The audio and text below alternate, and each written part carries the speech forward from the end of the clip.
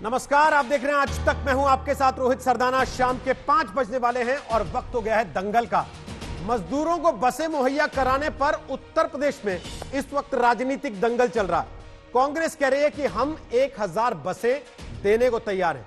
UP की सरकार कह रही है कि बसें हैं तो हमें दो, लेकिन साथ ही यूपी की सरकार ने कई सारी शर्तें भी सामने रख ली हैं।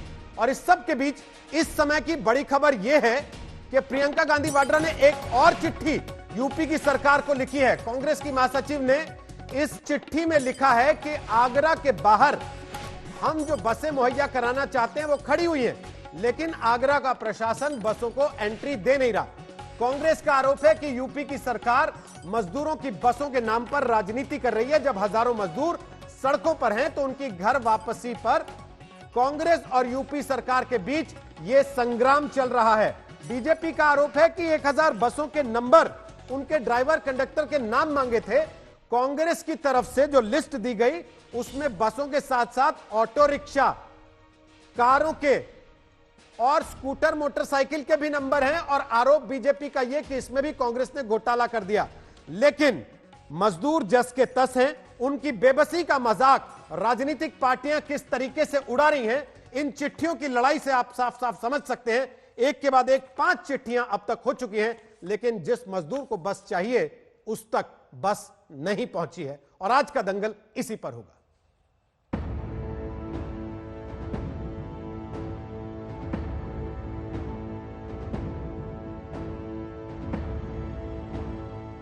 एक और घर वापसी कर रहे मजदूरों का महासमुद्र उमड़ पड़ा है, तो दूसरी ओर इनके लिए बसों के इंतजाम के नाम पर यूपी की राजनीति उमड़ घुमड़ रही है। इस राजनीति की शुरुआत हुई प्रियंका वाड्रा की योगी आदित्यनाथ को लिखी चिट्ठी से, जिसमें मजदूरों की बेबसी से आहत प्रियंका ने कहा कि मजदूरों के लिए कांग्रेस 1000 बसें मुहैया कराने को तैयार है। इस पर 18 मई को यूपी सरकार ने प्रियंका को लिखा कि सभी बसों समेत उनका फिटनेस सर्टिफिकेट और ड्राइवर के डीएल और कंडक्टर का ब्यौरा सुबह 10 बजे लखनऊ के डीएम को मुहैया करवाएं। अब इस चिट्ठी पर रात 2 बजे प्रियंका के दफ्तर ने यूपी सरकार को लिखा कि 1000 खाली बसों को लखनऊ भेजना समय और संसाधन की बर्बादी है। आप नोडल अधिकारी नियुक्त करें, हम गाजियाबाद और नोएडा बॉर्डर पर बसें देंगे। इस पर 19 मई की सुबह यूपी सरकार ने प्रियंका के दफ्तर को चिट्ठी भेजी कि 500 बसें गाजियाबाद और 500 बसें नोएडा के डीएम को 12 बजे तक सौंपे। इसके जवाब में 19 मई की दोपहर 12:15 बजे प्रियंका के दफ्तर से भेजी गई चिट्ठी में कहा गया कि गाजियाबाद और नोएडा बॉर्डर पर शाम 5 बजे बसें मुहैया करा दी जाएंगी। कांग्रेस बसें मुहैया करा पा रही है या नहीं, ये तो वक्त बीतने के साथ साफ हो जाएगा।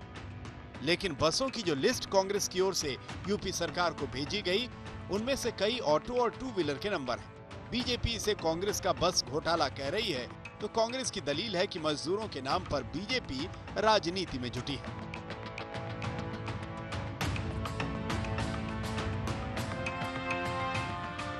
हमने तो मना ही नहीं किया है।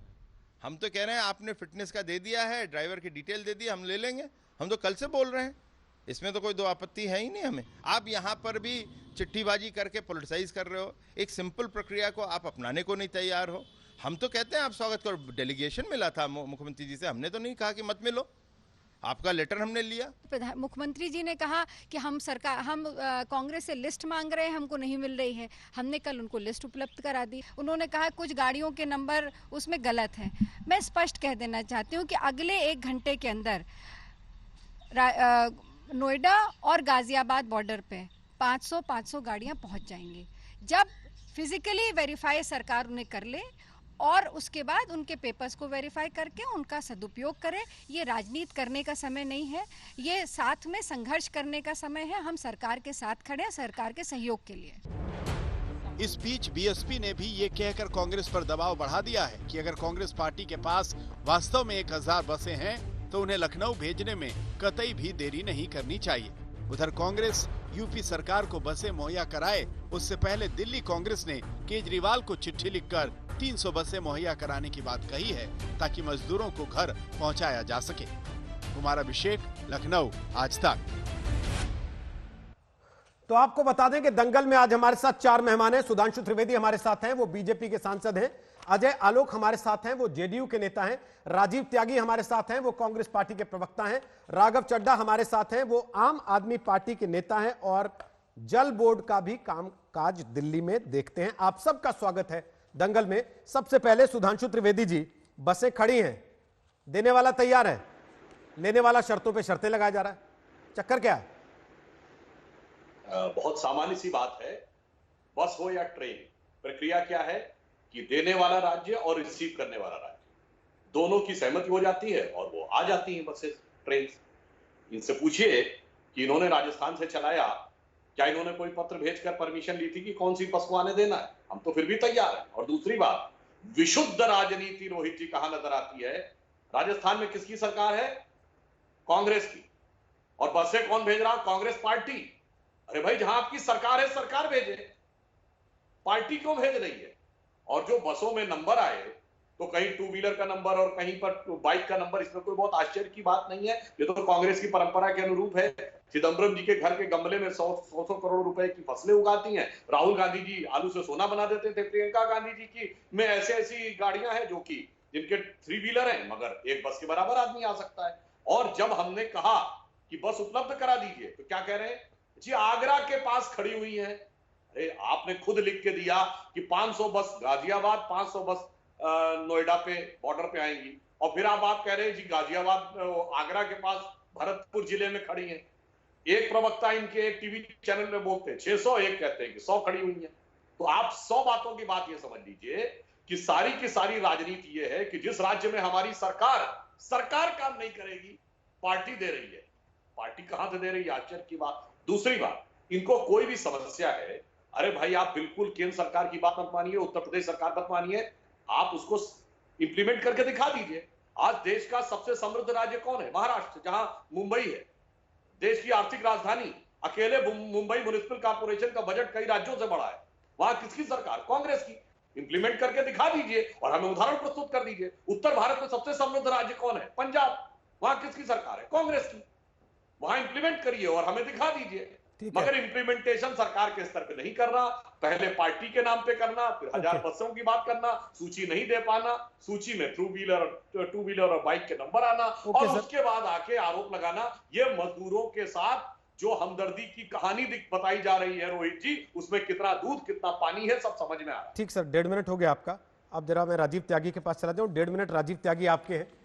ये कह रहे हैं राजनीति कर रहे हैं, मजदूरों का मखौल उड़ाने क्या? देखिए रोहित जी, बहुत स्पष्ट मैं कहना चाहता हूं, मेरे मित्र शायद अभी भी ये समझ रहे हैं कि केंद्र में उनकी सरकार नहीं है भारतीय जनता पार्टी की, उत्तर प्रदेश में उनकी सरकार नहीं है, और अपोजिशन लीडर की तरह से बोल रहे हैं, जो बड़े चिंता का विषय है। मैं 2-3 तथ्य लिखूंगा, उनकी सारी बात कर जाती। पहला तथ्य तो रखूंगा, इन्होंने कहा कि 3 व्हीलर ऑटो के नंबर है, तो मैं जितने भी दर्शक सम्मानित मुझे आज तक के सुनने, उनसे कहना चाहता हूँ, बस बहुत बड़ी होती है, वो सुई नहीं होती है, छुप जाएगी। 1000 बस गिनती करके देंगे और 1000 बस गिनती करके प्रशासन देगा। तो माय डियर फ्रेंड, ये झूठ तो मत बोलिए कम से कम कि बसों के नंबर ऑटो के रुके हैं, तो ये झूठ मत बोलिए। अब इसका सीक्वेंस समझिए लेटर का। प्रियंका गांधी जी जिस तरह से पूरे प्रदेश में वर्कर्स के लिए, पूरे प्रदेश में प्रवासी मजदूरों के साथ साथ लोगों के आंसू पूछने का काम कर रहे हैं, भारतीय जनता पार्टी बौखलाई भी है। 16 तारीख को प्रियंका गांधी चिट्ठी लिखती है, उसमें लिखती है कि AICC बसों का खर्चा बियर करेगी। 16 तारीख बीत जाती है, 17 तारीख बीत जाती है, 18 तारीख को शाम को 4:01 पर अवनीश अवस्थी जी का लेटर आता है कि हम आपकी बसें देने को तैयार हैं, कृपया सूची भेजिए।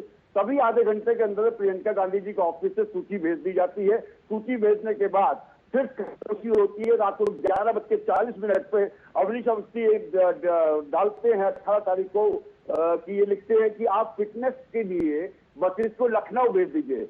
वर्कर्स को, प्रवासी मजदूरों को नोएडा और गाजियाबाद से जाना है, जहां यहाँ भीड़ लगी हुई है बुरी तरह से, हजारों की संख्या में लोग हैं, लेकिन बसेस को मंगवा रहे हैं आप लखनऊ, जिससे दर्शाते हैं कि आप जो है तुगलकी फरमान जारी करते हैं। उसके बाद रात को 2:10 पे फिर दोबारा से लेटर जाता है प्रियंका गांधी जी के ऑफिस पे, उस पर कोई जवाब नहीं आता।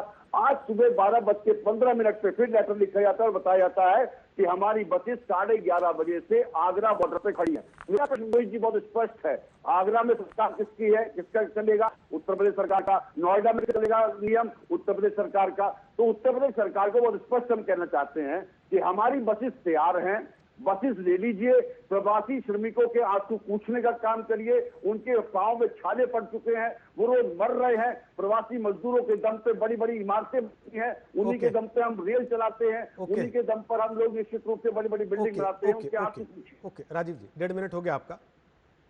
राजीव त्यागी ने चिट्ठियां दिखाई है सर, ये 4 चिट्ठियां मैं भी लेके बैठा हूं, और 5वीं चिट्ठी जिसकी अभी हमने ब्रेकिंग न्यूज दिखाई कि प्रियंका गांधी वाड्रा ने अभी अभी लिखी है। अब मुझे ये बताइए अजय आलोक की बस का घोटाला कौन कर रहा है? कांग्रेस जो पार्टी बस चलाएगी या पार्टी पैसा देगी ये कहकर अगर राजस्थान से बस भेज रही है तो क्या वो स्वीकार्य नहीं होनी चाहिए कि भाई ये तो राजस्थान की टूरिज्म की बस है या राजस्थान के टूर ऑपरेटर्स की बस है? इससे कोई फर्क पड़ना चाहिए क्या कि राजस्थान से आ रही है कि दिल्ली से उधार ली जा रही है या हरियाणा से मंगाई जा रही है बस?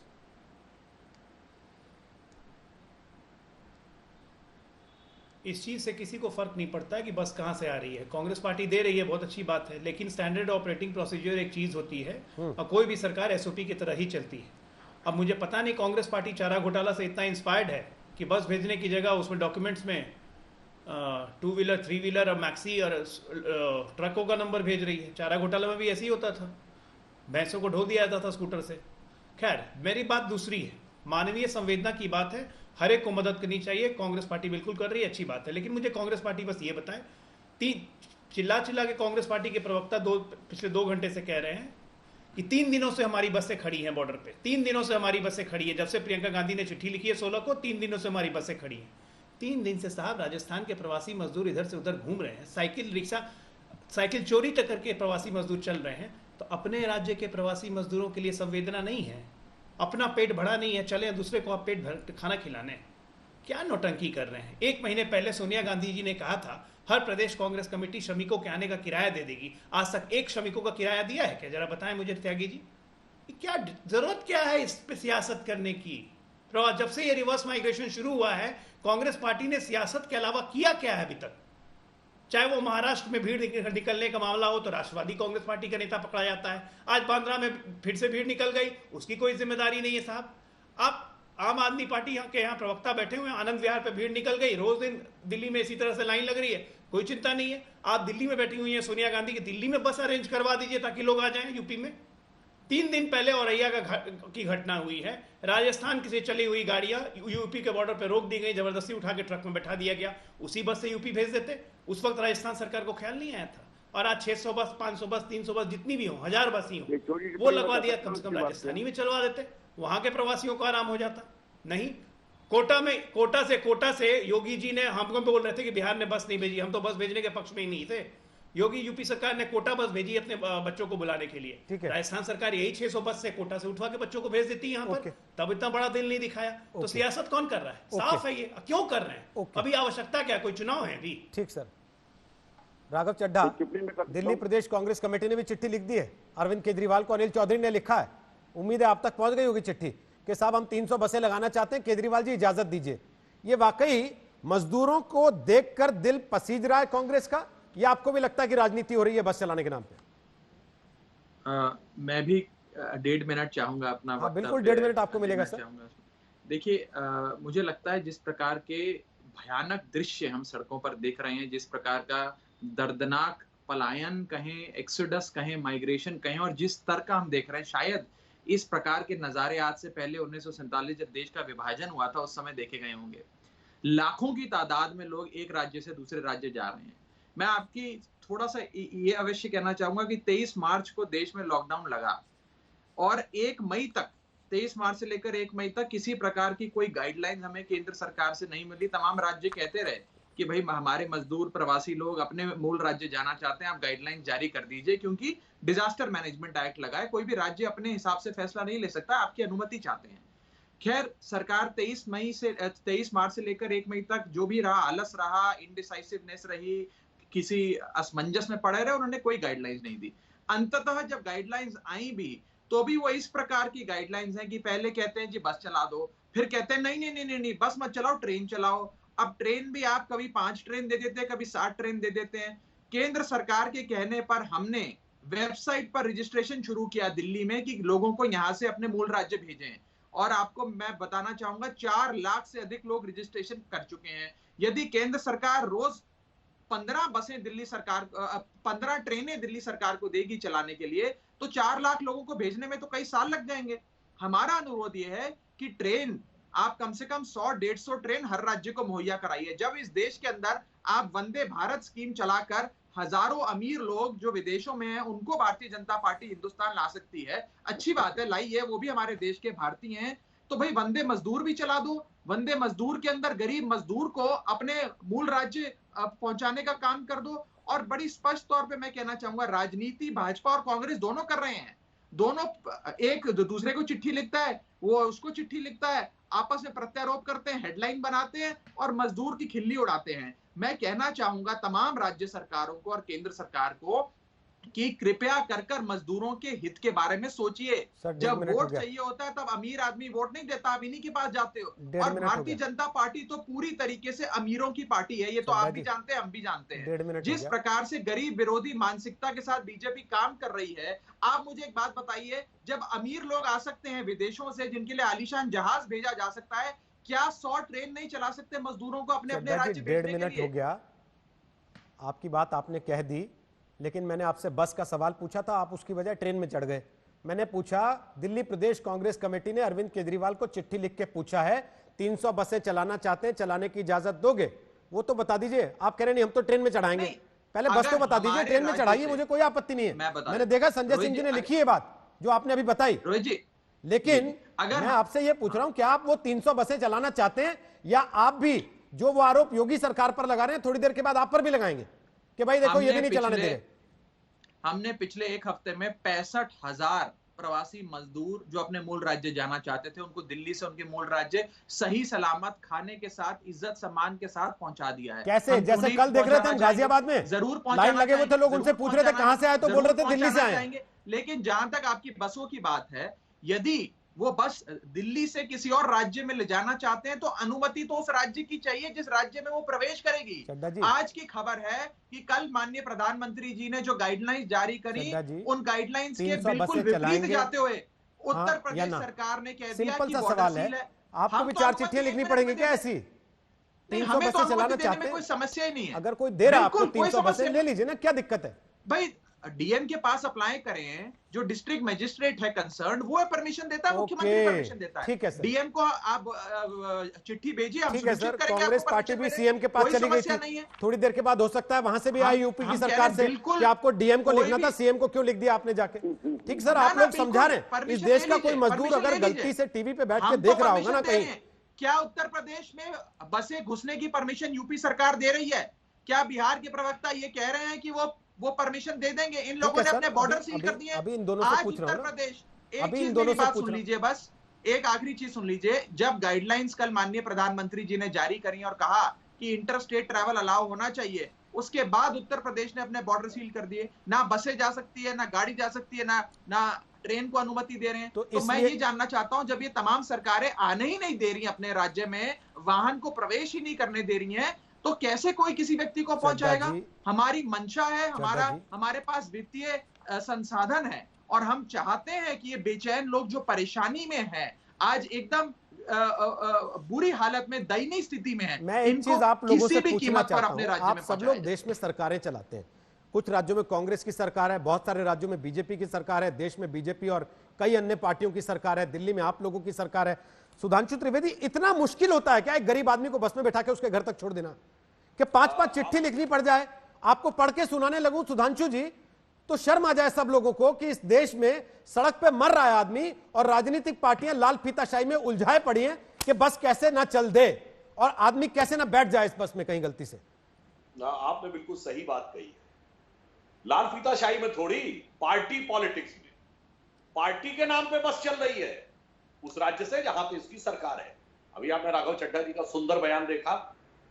एक तो पहले दिन से, जब से लॉकडाउन हुआ है तब से अब तक दिल्ली के प्रवासी मजदूर किस ढंग से अघोषित रूप से ठेल ठेल कर उत्तर प्रदेश के बॉर्डर पर भेजे गए हैं, वो सबको जानकारी है। कभी कंफ्यूजन, कभी कहा जाता है सूत्रों ने कह दिया कि जाओ यूपी बॉर्डर पे पहुंचो, वहां पर बसें खड़ी होंगी। और अब आप देखिए, अभी इन्होंने उत्तर में कितनी सुंदर बात कही। कांग्रेस पार्टी के आवेदन पर तो कह रहे हैं कि सीएम क्यों डीएम को लिखना चाहिए। भाई 11 डीएम है मेरी जानकारी में दिल्ली में, कौन से डीएम को लिखना चाहिए वो भी बता दें। और दूसरी तरफ अपने वक्तव्य के पहले वाक्य में क्या बोले थे, हम 4 लाख मजदूरों को भेजना चाहते हैं, केंद्र सरकार व्यवस्था नहीं कर पा रही है।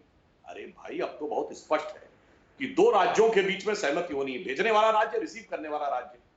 केंद्र सरकार को क्या ये रोल है कि यदि जरूरत होगी तो ट्रेन उपलब्ध कराएंगे। और अभी राघव चड्ढा जी और बात 4 लाख मजदूर हैं, अब बताइए उनका कहना है किसी राज्य की 100 ट्रेन लग जाएंगी। अरे भाई, अगर कितनी 100 ट्रेन लग जाएंगी, चड्ढा जी आपने बीच में नहीं बोल रहे थे, मैंने चड्ढा जी देखिए, दोनों लोग उंगली उठाए हुए थे, सुधांशु जी भी और राजीव त्यागी भी, जब आप बोल रहे थे, लेकिन किसी ने बीच में कोई आपसे टोका टाकी नहीं की, केवल मैं ही कर रहा था। और इनसे भी सर मैं ही करूंगा, प्लीज आपसे रिक्वेस्ट है। अब मैं ये कहना चाहता हूं, इतना आप लोगों से उन्होंने कहा कि 4 लाख मजदूर हैं, उन्होंने कहा कितनी ट्रेनों की जरूरत पड़ेगी।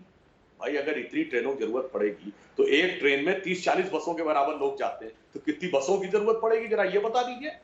क्यों नहीं ट्रेन का उपयोग करते हैं? सीधे आप एक पत्र लिखिए, खट से दूसरी जगह पे ट्रेन उपलब्ध है। उत्तर प्रदेश ने 600 से अधिक ट्रेनें अभी तक ली है। राजस्थान ने कितनी ट्रेनें ली, पंजाब में कितनी ट्रेनें ली? और जहां तक बस की बात है, बहुत सिंपल सी बात है, आप लिख के भेजिए। अच्छा ये बताइए, प्रियंका जी के ऑफिस की तरफ से, सुधांशु जी मैं बस आपसे एक चीज पूछना चाहता हूं। कांग्रेस पार्टी कर रही, चलिए कोई नहीं, सुधांशु जी मैं आपसे बस एक बात पूछना चाहता हूं। सुधांशु जी प्लीज, आवेदन कब दिया गया? सुधांशु जी प्लीज, मैं कह रहा हूं चलिए 3 दिन पहले दिया गया था, क्या 3 दिन लगने चाहिए थे? आपकी सरकार तो बड़ी तेज गति वाली सरकार है उत्तर प्रदेश की, सब चीजें त्वरित करती है चुटकी बजते ही। सर क्या उसमें 3 दिन लगने चाहिए थे? सर एक second sir, Sudhanshu ji please पहले मेरा सवाल सुन लीजिए सर। सर आपको आपत्ति इस बात से है कि वो बसें राजस्थान से आ रही है जहां कांग्रेस की सरकार है, अगर वो कह रहे हैं एआईसीसी बिल भरेगी तो आपको दिक्कत क्या है? नहीं, मेरा वाक्य सुनिए। हाँ बोलिए। ये बताइए गाइडलाइंस में क्या लिखा है कि मजदूरों को पहुंचाने की व्यवस्था राज्य सरकारें सुनिश्चित करेंगी। लॉकडाउन अभी भी चल रहा है, क्या राजस्थान सरकार ने उत्तर प्रदेश सरकार को लिखा है कि हम इतनी बसें किसी भी संगठन के द्वारा भेज रहे हैं? बोलिए हाँ या ना, और लिखा तो किस तारीख को लिखा है? बताता हूं, जवाब दीजिए। ठीक, राजीव त्यागी बोलिए। देखिए, जवाब मुझे नहीं देना था, जवाब देना था केंद्र सरकार को। केंद्र सरकार के प्रतिनिधि यहाँ बैठे हैं, सुधांशु जी है, सांसद भी हैं, लेकिन उन्होंने कोई जवाब नहीं दिया। बहुत स्पष्ट मैं आपको कहना चाहता हूँ कि आज तक से लेकर डिफरेंट टीवी चैनल्स पे राजस्थान के चीफ मिनिस्टर, पंजाब के चीफ मिनिस्टर, झारखंड के चीफ मिनिस्टर और साथ साथ आपके छत्तीसगढ़ के चीफ मिनिस्टर इंटरव्यू में कह चुके हैं कि हमने कोई भी रेलगाड़ी की परमिशन की व्यवस्था या फाइल पेंडिंग नहीं रखी है। रेल मंत्रालय रेल ही नहीं दे पा रहा है, रेलगाड़ी चला ही नहीं पा रहा है। ये चिंता का विषय केंद्र सरकार की तरफ से होना चाहिए था। मैं पूछना चाहता हूं अपने मित्र से कि आपने कहा कि कांग्रेस पार्टी कहां से पैसा देगी, कांग्रेस पार्टी क्यों पैसा देगी? कांग्रेस पार्टी, इसमें हमें कोई आपत्ति नहीं है, वो कांग्रेस पार्टी का बहुत पैसा है। मैं आपके पर मैं बताना चाहता हूँ ना, देखिए सुधांशु जी, आपके पास हजारों करोड़ चंदा आता है। एडीआर की रिपोर्ट के अनुसार भारतीय जनता पार्टी पे हजारों करोड़ चंदा आता है, और निश्चित रूप से हमारे पास तो बहुत थोड़ा सा, क्योंकि विपक्ष में बैठे हैं। मैं कहना चाहता हूँ उस चंदे में भी हम लोग निश्चित रूप से व्यवस्था करना चाहते हैं लोगों की, हम लोगों के आंसू पूछना चाहते हैं, लोगों के पांव के छाले धोना चाहते हैं, हम लोगों को घर पहुंचाना चाहते हैं। 23 मार्च को जब आपने लॉकडाउन किया था, 24 मार्च को, क्या ये व्यवस्था उस टाइम नहीं होनी चाहिए थी प्रवासी मजदूरों की? 18 तारीख को अजय भल्ला जो गृह सचिव एक लेटर लिखते हैं, और लेटर लिख करके वो बताते हैं पूरी राज्य सरकार को, हाई कोर्ट, वो बहुत स्पष्ट लिखते हैं, increase in number of buses for transporting migrants, allow entry of buses carrying migrants in inter state border. ये बहुत महत्वपूर्ण है रोहित जी। इंटर स्टेट बॉर्डर्स की अलाउ करने के लिए बात कहते हैं, लेकिन उत्तर प्रदेश की सरकार को 16 तारीख को चिट्ठी की जाती है प्रियंका गांधी की तरफ से, और उसके बाद 18 तारीख तक वो दाब के बैठी रहती है। आज बस की जगह ऑटो का नंबर क्यों लिख के दिया आपने लिस्ट में? क्या चीज दोबारा बोलिए? बस की जगह आपने ऑटो का नंबर लिख के क्यों दिया लिस्ट में? ठीक है, बस कोई सुई नहीं होती, बस को छुपाया नहीं जा सकता, सामने खड़ी होगी तो दिखेगी, लेकिन पहले तो लिस्ट मांगी थी ना सर आपने, उसमें ऑटो का, रिक्शा का, स्कूटर का नंबर क्यों दिया, मोटरसाइकिल का? हमने बहुत सारी टीवी डिबेट्स की हैं, और टीवी डिबेट्स में हमने टाइपो एरर पर भी डिबेट्स की हैं कि टाइपो एरर एक बड़ी संवैधानिक संस्था से हुआ तो टाइपो एरर भी हो सकता है। लेकिन मैं पूछना चाहता हूँ, क्या 1000 बसेस की गिनती, तो आपने स्वीकार कर रहे हैं कि वो टाइपो एरर था? मैं प्लीज मैं कंप्लीट कर दूं। एक पत्र और जिक्र मैं करना चाहता हूं यहाँ पे 2 अप्रैल 2020 का एक पत्र है, राजेश कुमार सिंह, प्रमुख समिति उत्तर प्रदेश, लिखते हैं परिवहन आयुक्त उत्तर प्रदेश को, और बहुत स्पष्ट लिखते हैं, जो ऐसा शर्त लगाइए ना कि उसकी फिटनेस दीजिए, ड्राइवर के नंबर दीजिए, ड्राइवर के क्या नाम उसका सारे ड्राइविंग लाइसेंस दीजिए, वो लिखते हैं बकायदा। राजीव त्यागी जी, ये प्रियंका जी ने जो चिट्ठियां लिखी सारी मेरे पास है। नहीं, उसमें वो नहीं है सर, मैं एक चीज बोल रहा हूँ, मैं एक चीज आपको बता रहा हूँ, मैं कोई ऐसी चीज नहीं कह रहा हूँ जिसपे आपको नाराज होना पड़े, मैं केवल एक चीज पूछ रहा हूँ आपसे। आपने जिसको बड़ी आसानी से खारिज कर दिया कि साहब टाइपो एरर है, उस पे दोनों राजनीतिक पार्टियां आपकी, आप देख लीजिएगा सोशल मीडिया पे किस तरीके से भिड़ी हुई, एक दूसरे को गाली गलौज की नौबत आ रखी है दोनों तरफ से। मैं जवाब देता हूं। प्रियंका जी की किसी चिट्ठी में इस बात का जिक्र नहीं आया कि साहब टाइपो एरर हो गया, उस पर ध्यान मत दीजिए, आप बस लीजिए ना, जवाब दे देता हूं, नंबर छोड़िए, बस लीजिए। जवाब ले लीजिए प्लीज। बोलिए। जो सरकार परमिट मांग रही है, जो सरकार फिटनेस मांग रही है, जो सरकार चिट्ठी खेल रही है पिछले 3 दिन से, जिस सरकार के सर, सरकार तो थोड़ी देर में आपसे ये भी कहेगी कि पहले सैनिटाइज करा दो, तो क्या कीजिएगा फिर? तो सरकार क्या करेगी? केंद्र सरकार ने कौन सी तैयारी करी प्रवासी मजदूरों के लिए? सरकार से पूछिए। 24 तारीख को लॉकडाउन होने के बाद 18 तारीख को भल्ला साहब चिट्ठी लिखते हैं, उसके बाद ये चिट्ठी जो मैं दिखा रहा हूं 2 अप्रैल की, उसके बारे में क्या कहेगी भारतीय जनता पार्टी, जिसमें कहा गया है 2 अप्रैल में उत्तर प्रदेश सरकार की चिट्ठी है जो कहती है कोई भी किसी प्रकार की फिटनेस की, ड्राइविंग लाइसेंस की मियाद जो है 30 जून तक हो गई है। 30 जून तक अगर किसी व्यक्ति का लाइसेंस एक्सपायर हो रहा है, फिटनेस एक्सपायर हो रही है, तो उसको 30 जून तक की मुहलत दी गई है। ठीक है, इसके बारे में कहेगी भारतीय जनता पार्टी।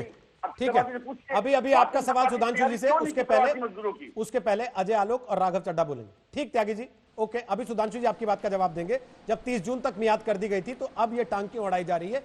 क्या ये लाल फीताशाही नहीं है, जानबूझ के नहीं हो रहा? अजय आलोक बोलिए अपनी बात, फिर राघव चड्ढा आपके पास आ रहे। बोलिए अजय आलोक, क्या ये केवल माहौल बनाने के लिए हो रहा है सब कुछ? क्या ये केवल नंबर बनाने के लिए हो रहा है? अभी राघव चड्ढा जी ने कहा ये प्योर राजनीतिक नौटंकी से ज्यादा और कुछ नहीं हो रहा है। सबसे पहली बात, वो राज्य अपनी गलती क्यों नहीं स्वीकार कर रहे हैं कि अपने राज्य में श्रमिकों को रखने की क्षमता ही नहीं है उनमें, और झूठ मूठ के दावे कि हम कम से कम 1000 जगह पे खाना खिला रहे हैं और हमने ऐसी व्यवस्था कर दी, हमने इतने इतने पैसे दे दिए अकाउंट में। क्यों भाग रहे हैं श्रमिक? इसका कोई जवाब कोई राज्य नहीं देता है, सब चुप हो जाते हैं। जरा बताएं जरा दिल्ली के प्रवक्ता महोदय, क्यों बिहारी मजदूर वहां से चल रहा है, टीवी कैमरा पर आपके सामने बोल रहा है कि नहीं, खाने के कोई पैसे नहीं है, खाने का कोई राशन नहीं है, और पैसा भी नहीं है इसलिए जा रहे हैं, पैसे खत्म हो गए इसलिए जा रहे हैं, उसका जवाब नहीं है। और यहाँ पे बोल रहे हैं कि बिहार में राज्य में हम घुसने नहीं दे रहे हैं। हाँ, शुरू में हम नहीं घुसने दे रहे थे क्योंकि लॉकडाउन का पालन कर रहे थे। दूसरी बात, कितने लोगों को आप बस में बैठा के दिल्ली से साहब भेज देंगे बिहार सोशल डिस्टेंसिंग का पालन करते हुए, या राजस्थान से बिहार भेज देंगे? हम शुरू से कह रहे थे एक व्यवहारिक पार्टी की तरह, एक व्यवहारिक सरकार की तरह, कि ट्रेनों की व्यवस्था होनी चाहिए। केंद्र सरकार ने 1 मई से ट्रेन की व्यवस्था की और 30 अप्रैल तक बंद करना जरूरी था, नहीं तो ये कोरोना का कंटेनमेंट कैसे होता? जाके अपने चीफ मिनिस्टर से पूछिए। अरविंद साहब को तो बहुत इसका आइडिया है, बहुत काम कर रहे हैं इस पे कि कंटेनमेंट कैसे किया जाता है। तो शुरू में अगर आज कंटेनमेंट नहीं करते तो आज 50 लाख से ऊपर कहां खड़ा होता, इसलिए 30 अप्रैल तक नहीं खोल सकते थे। 1 मई से ट्रेनें खुली हैं। अब मैं एक पूछता हूं दिल्ली के महोदय से, कांग्रेस से बाद में बात करेंगे। हमने ब्लैंकेट एनओसी दिया हुआ है दिल्ली को, हाँ या ना? दिल्ली को, पंजाब को, महाराष्ट्र को ब्लैंकेट एनओसी, क्योंकि सेंटर स्टेट की जिम्मेदारी है कि कितनी ट्रेनें से लोगों को उनके राज्यों में भेजना है। हमारे पास दिल्ली सरकार का लिस्ट आया कि सिर्फ 28,000 लोगों की हम व्यवस्था कर रहे हैं, आपको 18 ट्रेन सैंक्शन दिल्ली सरकार ने किया। हमने पीयूष गोयल से, हमारे मुख्यमंत्री ने बात की, हम डेली के डेली 50 ट्रेन लेने को तैयार हैं। क्यों नहीं दिल्ली चला रही है? 4 लाख लोगों का रजिस्ट्रेशन किस लिए करवा के रखा है? जब उनको खिला सकते नहीं है, उनको रख सकते नहीं है, उनको पैसे दे सकते नहीं है, उनकी चिंता कर नहीं सकते हैं, तो भेजते क्यों नहीं उनको? आपका सवाल ट्रेन लेने की जिम्मेदारी सेंटर स्टेट की होती है। एनओसी हम देते हैं जो हम दे चुके हैं, फिर क्यों नहीं भेज रहे? ओके, राघव चड्ढा दीजिए जवाब। अब आ गया ट्रेन का आपके दिल के नजदीक बात ही करनी है और कुछ नहीं, मजदूरों का ख्याल वाल नहीं है, और बस चलाने की हाँ करके जाइएगा आज 300 कम से कम। चुनावी भाषण खत्म हो गया तो मैं जवाब दे देता हूँ। देखिए, पहली चीज तो ये है कि भारतीय रेल जो है, अगर भाजपा से नहीं संभल रही तो हमें सौंप दे, हम चला लेंगे। भारतीय रेल की रोजाना की कैपेसिटी, अगर वो अपनी फुल कैपेसिटी पे चले तो 2 करोड़ लोगों को इस देश में एक जगह से दूसरी जगह ले जाया जा सकता है, अगर भारतीय रेल पूरी मुस्तैदी से, मजबूती से अपनी सारी गाड़ियां उतार कर अगर चले। आप 2 करोड़ छोड़िए, आप दिन के 20 लाख लोगों को ही एक जगह से दूसरी जगह उतार दीजिए। जब आप पर्याप्त मात्रा में ट्रेनें ही नहीं चला रहे, अरे बड़े सारे राज्य हैं, दिल्ली राज्य एक उदाहरण है जहां पर सीएनजी की बसें हैं। सुप्रीम कोर्ट के निर्देश अनुसार पेट्रोल डीजल की बसें ही नहीं है, सीएनजी की बस इतना बड़ा सफर कहां से तय कर सकती है? तो हमने माननीय रेलवे मंत्री को भी चिट्ठी लिखी है, हमारे उप मुख्यमंत्री ने, और ये कहा है कि हमारे पास बिहार से 1,62,000 लोगों का आवेदन आया है जो बिहार जाना चाहते हैं, उत्तर प्रदेश से इतने लाख का आया है, राजस्थान इतने जाना चाहते हैं, मध्य प्रदेश इतने जाना चाहते हैं, और इसी के हिसाब से आप हमें ट्रेन दें जो कुल मिलाकर 262 के आसपास ट्रेनें आप रोजाना हमें मुहैया करा दीजिए, हम सारे लोगों को पूरे मान सम्मान से पहुंचा देंगे। लेकिन ये राजनीति करना चाहते हैं। अब ये जेडीयू के प्रवक्ता जो बात कर रहे थे, आप मुझे बताइए रोहित जी, आपका चैनल था जिसपे बहस हुई थी, जिसपे साफ तौर पे बिहार में बैठे सुशासन बाबू ने ये मना कर दिया कि भैया मैं इन लोगों को नहीं चाहता कि ये लोग मेरे राज्य में आए। कोई अमीर आदमी मेरे बीच में बोलेंगे, सुशासन बाबू की पोल खुलेगी तो ये मेरे बीच में बोलते हैं। अब जो अमीर बिहार मूल का राज्य का व्यक्ति अगर न्यूयॉर्क में रहता है, खुल चुकी है, दिन भर सुबह से शाम तक प्रेस कॉन्फ्रेंस के अलावा किया क्या है? दरवाजे खोल देते हैं। प्रेस कॉन्फ्रेंस करने के अलावा किया क्या है? काम किया है? मुझे बोलने दीजिए, तो शांत करा दीजिए। राशन दिए किसी को? शांत करा दीजिए। देखिए मैं नहीं बोला था, आपने मुझे चुप करा दिया। बोलने क्या दीजिएगा? काम किया ही नहीं 2 महीने में, काम दिखता है। शांत करा दीजिए। अजय जी, जनता भी देखती है ना सर, जनता को तो ये पता ही है कौन काम कर रहा है कौन नहीं कर रहा। Let public decide. आपस में एक दूसरे पर आप आरोप लगाइए, मुझे कोई दिक्कत नहीं, लेकिन एक एक करके लगा लीजिए, लोगों को समझ आए आप लोग कहना क्या चाहते हैं। बोलिए। राघव चड्ढा पूरा कीजिए फटाफट से। देखिए मैं ये कहना चाहता हूं, अगर कोई अमीर भारतीय जो विदेश में रहता है, जो हिंदुस्तान आया, उसके लिए तो जेडीयू दरवाजे खोल देती है, उनको बिहार का बॉर्डर। राघव चड्ढा, अमीर भारतीय कोई विदेश में फंसा है, उससे आपको दिक्कत क्या है? लेकिन नहीं, दिक्कत कोई नहीं है, ऊपर आपका तंज लगातार हो रहा है। अगर वो आ सकता है, वापस आ रहा है, तो ये उसकी गलती है क्या? ये उसकी गलती है क्या? अगर उसके लिए बॉर्डर मैंने आपसे पूछा 300 बस खोल दीजिए, आपने कहा डीएम को चिट्ठी लिखो, सीएम को मत लिखो। देखिए आपका दिल इतना बड़ा है सर, मैंने कहा था मैं तो टोकूंगा। ये गलत है। नहीं सर, मैं तो टोक सकता हूँ। आप 1.5 मिनट बोले लगातार, मैंने नहीं टोका, लेकिन उसके बाद तो टोकूंगा कि आप भी रैली वाला भाषण देना चाहते हैं। बोले फिर मैं भी रैली वाला भाषण देना चाहता हूँ, फिर दे लीजिए रैली वाला भाषण। कोई बात नहीं, आप हमें अपनी बात पूरी करने दीजिए, जितना आपने और प्रवक्ताओं को समय दिया। हाँ, मैं आपको उतना समय दे रहा हूँ। ये कहना चाह रहा हूँ बिहार इकलौता ऐसा राज्य है इस देश में, मैं बोलना नहीं चाह रहा था, मुझे मजबूर कर रहे हैं बोलने पे, जिसने हाथ धो लिए, हाथ पीछे कर लिए और कहा कि हम एक फूटी कौड़ी नहीं देंगे इन श्रमिकों को वापस लाने के लिए, ट्रेन का भाड़ा नहीं देंगे, बस का भाड़ा नहीं देंगे, इनकी जेब में एक फूटी कौड़ी नहीं डालेंगे। ये अमीर गरीब का भेदभाव सुशासन बाबू कर रहे हैं, उसका जवाब बिहार की जनता पार्टी आज तक कोई हुई है। इकलौते ऐसे राजनीतिक दल है जिसको गरीबों से नफरत। अब आपका भी भाषण अब वो पलट के जवाब देंगे, फिर देखिए फिर वो पलट के जवाब देंगे, फिर बात कहीं की कहीं चली जाएगी, वो बसें वहीं खड़ी रह जाएंगी ऊंचा नागला के पास, आगरा के बाहर, जिसमें बैठ के घर जाने का सपना मजदूर लोग देख रहे हैं। और वो इस बात के लिए आप लोगों को जिम्मेदार मानेंगे। जो लोग सामने बैठे हुए थे टीवी पर, देश की जनता देख रही थी, मिल बैठ के आपस में बात करके एक फैसला कर देते, एक मिसाल खड़ी कर देते, लेकिन आप चारों एक दूसरे पे आरोप लगा घर चले जाएंगे। देखिएगा कोई फैसला नहीं होगा, केवल सब एक अपनी अपनी पीठ थपथपाएंगे। देखो, मैं अजय आलोक को नीचा दिखा के आ गया, मैं सुधांशु त्रिवेदी को नीचा दिखा के आ गया, मैंने राजीव त्यागी को नीचा दिखा दिया, मैंने राघव चड्ढा को फंसा लिया। घर जाके सर इससे तारीफ तो ले लेंगे शायद पार्टी से, लेकिन वो मजदूर आपको दुआएं नहीं देगा। इस बात को आप चारों को मैं बता रहा हूं। मजदूर की बात कर रहा हूं, मैं भी उसी मजदूर की बात कर रहा हूं जो लोग सर, ये तीनों भी उसी की बात कर रहे हैं। दिक्कत तो ये कि आप चारों उसी की बात कर रहे हैं, लेकिन उसी का कोई लाभ नहीं होता। नीतीश उसी का कोई लाभ नहीं होता। एक सेकंड, नीतीश कुमार जी एक फूटी कौड़ी क्यों नहीं देते हैं? ओके, नीतीश कुमार जी ये क्यों कहते हैं? राघव जी नहीं बैठ के हर रोज हम यहाँ डिबेट करते हैं, हर रोज ये बता के जाते हैं अजय आलोक के नीतीश कुमार ने किस मजदूर के खाते में कितना पैसा डाला। एक सेकंड सर, राघव चड्ढा, अगर मैं आपकी बात पे यकीन करता हूं कि आपने 10 लाख लोगों को एक दिन में खाना खिलाया, भले मैंने आंख से ना देखा हो, तो मुझे इनकी बात पे भी यकीन करना पड़ता है कि इन्होंने मजदूर के खाते में पैसा डाला। इसलिए sir please sir reporter Pankaj please sir, मैं नेम कॉलिंग नहीं करना चाहता, मैं आपकी तरह नेम ड्रॉपिंग नहीं करना चाहता सर, मैं आपकी तरह नेम ड्रॉपिंग नहीं करना चाहता राघव जी, मैं आपकी तरह नेम ड्रॉपिंग नहीं करना चाहता सर। अमृतसर का स्वर्ण मंदिर एशिया की सबसे बड़ी किचन चलाता है, एक दिन में 2 लाख लोगों को खाना खिला पाता है, लेकिन राघव चड्ढा अगर अपने घर से 10 लाख लोगों को एक दिन में खाना खिला रहे हैं, सर हाथ जोड़ के नमन नहीं कर सकता हूं। इसलिए प्लीज इन बातों में ना जाइए। आप लोगों की जितनी छिछालेदार होगी, उन मजदूरों के हौसले उतने ज्यादा टूटेंगे कि ये लोग कितने झूठे हैं, कैसे देश के सामने मक्कारी से सामने बैठ के साफ झूठ बोल के चारों लोग सारे निकल जाते हैं और वो मजदूर वहीं धक्के खाता रह जाता है। सुधांशु जी, एक ऐसी मिसाल नहीं दे सकते आज बैठ के? आप तो गृह मंत्रालय चलाते रहे, सलाहकार रहे देश में, एक मिसाल नहीं हो सकती यहां बैठकर टीवी शो पर कि यहां बैठकर एक सहमति बन जाए, वो बसें चल जाएं, मजदूरों को मिल जाए, वो बैठ के घर चले जाएं अपने? ये तस्वीरें जो आप हम हर रोज देख रहे हैं, यही तो आपने बिल्कुल सही बात कही, हम गंभीरता से बात करना चाहते हैं। यदि हमने कहा 41 करोड़ लोगों के खातों में गए, तो आज डिजिटल जमाने में ये वेरीफाई किया जा सकता है।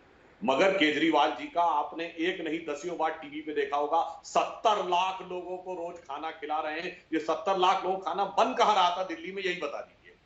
सबको दिखाई पड़ जाए 70 लाख लोगों का खाना कहां बन रहा था। और दूसरी बात, अभी अमीर गरीब की बात कर रहे थे, देश के 2 सबसे अमीर क्षेत्र मुंबई और दिल्ली, जहां सबसे ज्यादा राजस्व आता है, एक के प्रतिनिधि बैठे हुए हैं जहां कांग्रेस की गठबंधन सरकार है, और एक के प्रतिनिधि बैठे हुए हैं यहां।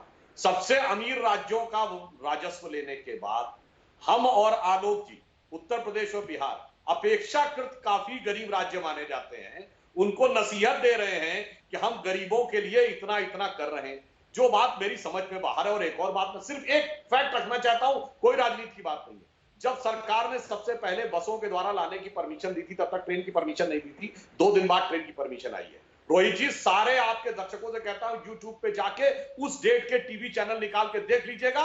हमारे कांग्रेस के प्रतिनिधियों ने और अन्य पार्टियों के प्रतिनिधियों ने हाथ हिला हिला कहा था, बसों से इतने लोग कैसे जाएंगे, ट्रेन क्यों नहीं चला रहे हैं। आज जब ट्रेन चल गई तो बसों से चलाएंगे। जब कहा जाता है सरकारों की जिम्मेदारी है भेजना, ताकि सैनिटाइज करके सर्टिफाइड करके भेज सके। जो उत्तर प्रदेश सरकार की बात कही, सर्टिफिकेट का मतलब आपके लाइसेंस और उसका सर्टिफिकेट नहीं कह रहे हैं। इस राजस्थान सरकार सर्टिफाइड करके भेजेगी कि ये भाई प्रॉपर सैनिटाइज वे में ऑथोराइज लोग जा रहे हैं। सुधांशु जी, राजस्थान सरकार का लेटर नहीं है, और लेटर जो है कांग्रेस पार्टी का है। अरे भाई, मैं तो ये कहना चाहता हूं ना, हम लोग तो गरीब राज्य का प्रतिनिधित्व करते हैं। सुधांशु जी, हमें तो इस बात को पता है, और गरीब नेता का प्रतिनिधित्व करते हैं। जिसने जितने बरस रेलवे प्लेटफॉर्म पे गुजारे हैं, उतने घंटे राहुल गांधी ने गुजारे होंगे रेलवे प्लेटफॉर्म पे, और जाके बैठ गए जाके। मैं दावे के साथ कहता हूं रोहित जी, अगर इस समय लॉकडाउन नहीं होता तो वो विदेश सुधांशु जी, मैं केवल एक चीज पूछ रहा हूँ आपसे, रोहित जी, केवल एक चीज, सुधांशु जी, मैं एक रिक्वेस्ट कर रहा हूँ, केवल एक चीज पूछ रहा हूँ। राहुल गांधी विदेश तक गए। सुधांशु जी, मैं केवल एक चीज पूछ रहा हूँ, रोहित जी, राहुल गांधी जाएंगे नहीं जाएंगे, राहुल गांधी को खुद तय करना। राहुल गांधी, मैं केवल आपसे एक सवाल पूछ रहा हूँ सर, प्लीज सर, प्लीज, मैं केवल ये पूछ रहा हूँ सर, ये 1000 में 500 बसें ही चला देते कम से कम, जो गाजियाबाद आके खड़ी हो गई हैं उनमें से। चलिए 100 आ गई होंगी, 60-70 आ गई होंगी सर, उनको तो चलवाइए। हम 1000 नहीं 2000 बसों के लिए तैयार हैं। नियमानुसार राज्य सरकार को देना है, राज्य सरकार दे, हम फट से स्वीकार करने सर, सरकार आपकी है ना वहां पर, राज्य सरकार आपकी है, देने वाला राज्य और लेने वाला राज्य। मतलब अब आप ये कह रहे हैं कि जो चिट्ठी प्रियंका गांधी ने लिखी, सर आप ये कह रहे हैं, भेजने वाले राज्य की तरफ से भी पत्र चाहिए, सुधांशु जी, करने वाले राज्य की तरफ से। सुधांशु जी, आप अब ये कह रहे हैं, पत्र अभी तक राजीव, सुधांशु जी, आप अब ये कह रहे हैं कि जो चिट्ठी प्रियंका गांधी ने या उनकी टीम ने मिलकर यूपी सरकार को दी, जिस पर ये बस चलाने की बात आगे बढ़ी, वो चिट्ठी अशोक गहलोत को लिखनी थी। अवनीश अवस्थी जी कम से कम, सर एक सेकेंड, सुधांशु जी, अवनीश अवस्थी जी कम से कम 2 या 3 चिट्ठी का जवाब दे चुके हैं प्रियंका गांधी वाड्रा को। एक में उन्होंने लिखा कि प्रियंका जी, आप यहां से बस ला रही हैं अगर राजस्थान से, तो राजस्थान के मुख्यमंत्री की चिट्ठी भी मंगवा लीजिए ताकि ये बस चला दें हम लोग आपकी। एक में भी नहीं लिखा। आज आप ये बात कह रहे हैं, नहीं बैठ कर यहाँ पे। सुनिए रोहित जी, प्राइवेट व्हीकल की परमिशन पा सकता है, परंतु यदि राज्य सरकार ने लिखा होता बहुत सहजता से काम हो जाता, सर्टिफाइड करने की जरूरत ही नहीं थी, राज्य सरकार सत्यापित करके भेज रही है। ओके, राजीव त्यागी, अशोक गहलोत से भी एक चिट्ठी भिजवा दीजिए ना, फैक्स करवा के। बहुत स्पष्ट मैं कहना चाहता हूँ, जो विजुअल्स आज तक में दिखाए हैं, पिछले 3 दिन से विजुअल्स जो दिखाए गाजीपुर बॉर्डर के, नोएडा के, तो भीड़ इस टाइम श्रमिकों के निश्चित रूप से यहाँ से उत्तर प्रदेश या बिहार जाना चाहती है। उसी को लेकर के प्रियंका गांधी जी ने 500 बस नोएडा बॉर्डर पे, 500 बस निश्चित रूप से गाजीपुर बॉर्डर पर लगाने की बात कही थी। मेरा बहुत सवाल स्पष्ट है, मैं इसमें राजनीति नहीं कर रहा और बहुत मैं किसी को नीचा भी नहीं दिखा रहा हूँ। मैं करबद्ध प्रार्थना कर रहा हूँ सत्ता पक्ष से कि 24 तारीख को मार्च में जब लॉकडाउन हुआ था, क्या आपको 10 करोड़ प्रवासी श्रमिकों के पलायन की खबर नहीं थी, कोई इंटेलिजेंस नहीं थी आपके पास? तो आपने कैसी तैयारी की लॉकडाउन की? पहली बात। दूसरी बात, अभी आप कहा रोहित जी कि आगरा के बॉर्डर पे बस खड़ी है, आगरा के डीएम को आप दे दीजिए, मुआयना कर लें, जाके बस को देख लें, गिनती कर लें वहां पे 1000 बसों की, वो जाकर के बस को गिनती करके एंट्री करने का काम करें। क्या प्रवासी मजदूरों का बसों पे अधिकार नहीं है? क्या प्रवासी मजदूरों का देश की रेलगाड़ी पर अधिकार नहीं है? क्या प्रवासी मजदूरों का देश के संसाधनों पर अधिकार नहीं है? ये पहला प्रश्न। दूसरा प्रश्न मैं पूछना चाहता हूं सुधांशु जी, मैं भी राजनीतिक दल से हूं, आप भी राजनीतिक दल से, अजय आलोक जी भी और राघव चड्डा जी भी। जब हमारी रैलियां होती हैं, जब हम रैलियां करते हैं बड़ी से बड़ी, जब मोदी जी की रैलियां होती हैं, आप फ्री ट्रेन भी चलाते हो, फ्री बसेस भी चलाते हो, क्या उस टाइम आप फ्री बसेस का फिटनेस देखते हो? क्या उस टाइम आप परमिशन डीएम से लेकर के सारी ऊपर तक सारी परमिशन एकदम नहीं मिल जाती है? प्रवासी मजदूरों के लिए बस चलेंगी, प्रियंका गांधी चलाएंगी तो उसकी परमिशन नहीं मिलेगी, क्योंकि ये रैली नहीं है, क्योंकि ये सेवा है। इन लोगों के आज तो पूछने का कर्तव्य है जो प्रियंका गांधी कर रही है। एक सेकंड, आज जिस समय में हम लोग बात कर रहे हैं ना बैठ के सर, ये लॉकडाउन की परिस्थिति है, अभूतपूर्व परिस्थिति है, आप भी इसको जानते हैं। इसमें बहुत सारी चीजें बदल चुकी हैं। मैंने जो सवाल पूछा सर वो रह गया। मैंने पूछा अगर सुधांशु त्रिवेदी इस समय आपके सामने बैठकर कह रहे हैं, मुझे यकीन है आपकी पार्टी के बहुत सारे बड़े नेता इस समय बैठ के टीवी पर आपको देख भी रहे होंगे, सुन भी रहे होंगे, हो सकता है प्रियंका गांधी वाड्रा भी सुन रही हो। सर अशोक गहलोत से एक चिट्ठी फैक्स करवा दीजिए ना इनको। देखिए बहुत स्पष्ट मैं कहना चाहता हूं, उत्तर प्रदेश की सरकार चिट्ठी खेल रही है 16 तारीख से। मुख्यमंत्री ऊपर से झूठ बोल रहे हैं कि हमने 3 दिन पहले एक लिस्ट मांगी थी 1000 बसेस की, बसों की लिस्ट दे दी, बसेस हमने उत्तर प्रदेश के बॉर्डर पर खड़ी कर दी, प्रवासी मजदूर तैयार हैं बसेस को लेने के लिए। एक चिट्ठी 3:45 पे प्रियंका गांधी जी के ऑफिस से आज गई है, जिसमें बहुत स्पष्ट लिखा है अपनी सदस्य जी को कि आप लिस्ट बनाइए मजदूरों तो की, हम बता ही रहे हैं त्यागी जी, कि हम आगरा से यहाँ ये बातें तो मैं बता ही रहा हूँ सर, पहुंच जाए। ये बातें बताने में अपनी एनर्जी क्यों एनर्जी जाया कर रहे हैं? ये बातें तो मैं ही बता रहा हूँ और बाकायदे तथ्यों के साथ चिट्ठी के साथ हाथ में लेके दिखा रहा हूँ। अब भाई अगर चिट्ठी चली रही है तो एक और दिखा दीजिए ना, 3 तो आप लिख ही चुके, एक तस्वीर और दिखा देते हैं। इस समय लॉकडाउन 4 रियायतों के बाद इस समय की स्थिति क्या है सड़कों पर? आज लॉकडाउन लंबा चलने के बाद दफ्तरों का कामकाज शुरू हुआ है और उस दफ्तरों के कामकाज शुरू होने का नतीजा यह है कि सड़कों पर जाम की स्थिति हो गई है। ये तस्वीरें जो हम आपको दिखा रहे हैं, ये दिल्ली की तस्वीरें हैं, देश की राजधानी की तस्वीरें हैं, जहां देश भर में लॉकडाउन का चौथा चरण जारी है। लेकिन कल से जब ऐलान हुआ काम धंधे खुलने का, तो आज दिल्ली की सड़कों पर एक बार फिर बुरी तरह से जाम की स्थिति हो चुकी है। अब जरा राघव चड्ढा और अजय आलोक दोनों आपके पास आ रहा हूं, फटाफट से थोड़ा छोटा रखते हुए। अब 1.5 मिनट नहीं बचेगा, 40 सेकंड में अपनी बात कहिएगा, 40 सेकंड में अपनी बात कहिएगा। अजय आलोक, जो आरोप उन्होंने लगाए पहले उसका जवाब दीजिए फटाफट से, जल्दी, उसके बाद राघव चड्ढा बोलिएगा।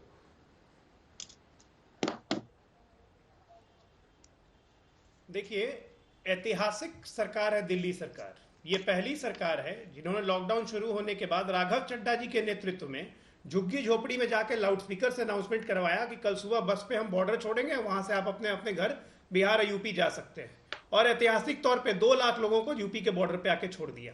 2 लाख लोग बिहार पहुंचे, हमने सबको क्वारंटाइन किया, रखा, खिलाया और आज सबको स्वस्थ करके छोड़ा।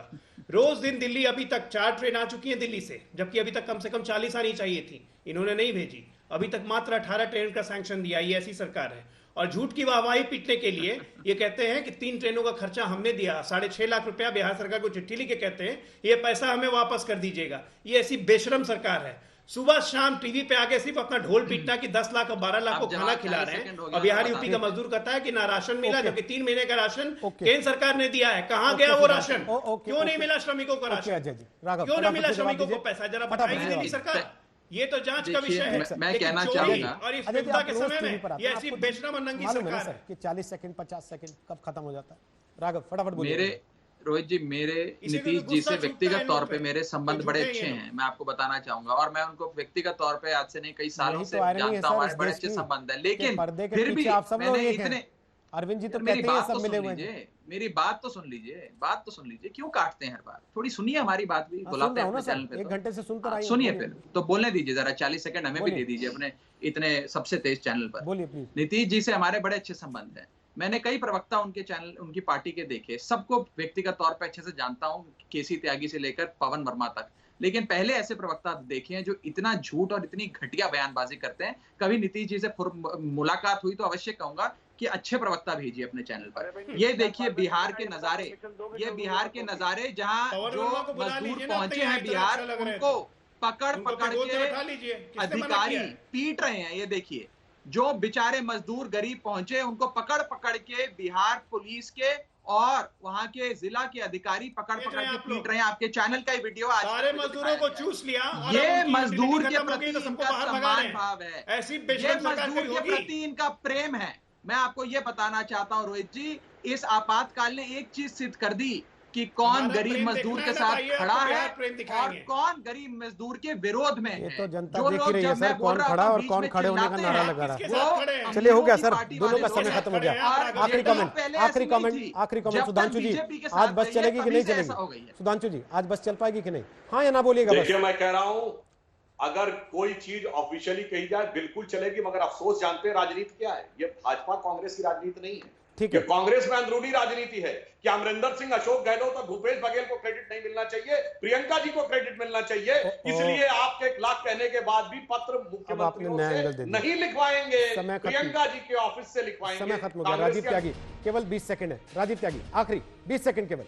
क्रेडिट की, डिस्क्रेडिट की, लोगों के आंसू पूछने का समय है, लोगों के दर्द में शामिल होने का समय है। बहुत स्पष्ट मैं कहना चाहता हूं, ताली पूरे देश ने बजाई, दीपक पूरे देश ने बजाया, लॉकडाउन का पालन पूरी जनता ने की, हम लोग अनुशासन में रहे, लेकिन सरकार क्या कर रही है? सरकार को जो करना चाहिए, सरकार से आग्रह है कि परमिशन दीजिए, श्रमिक अपने घर पहुंचने चाहिए। और मैं बहुत स्पष्ट कहता हूं, रेलगाड़ी के किराए की बात की थी ना सुधांशु जी, तो हमने बहुत स्पष्ट कह दूं, हमने अमित चावड़ा जी का देखिए जाके ट्विटर हैंडल, जाके उत्तर प्रदेश कांग्रेस कमेटी को देखिए, इसके बाद देखिए आप निश्चित रूप से बाला साहब थोड़ा महाराष्ट्र में हमने बसों के किराए दिए, रेल के किराए। ठीक सर, समय समाप्त हो गया। राजीव जी माफी चाहते हुए 20 ही सेकंड का समय था, समय समाप्त हो गया, लेकिन राजनीति समाप्त नहीं हुई है। ये चिट्ठियां अभी पड़ी हैं और चिट्ठियां अभी लिखी जाएंगी। सुधांशु जी ने इशारा दे दिया कि राज्य की सरकार लिखेगी, तब राज्य की बसों को दूसरे राज्य में जाने की अनुमति दी जाएगी। यानी कि ये चिट्ठी का खेल और चलेगा अभी, और वो मजदूर सड़कों पर पैदल ही चलता रहेगा।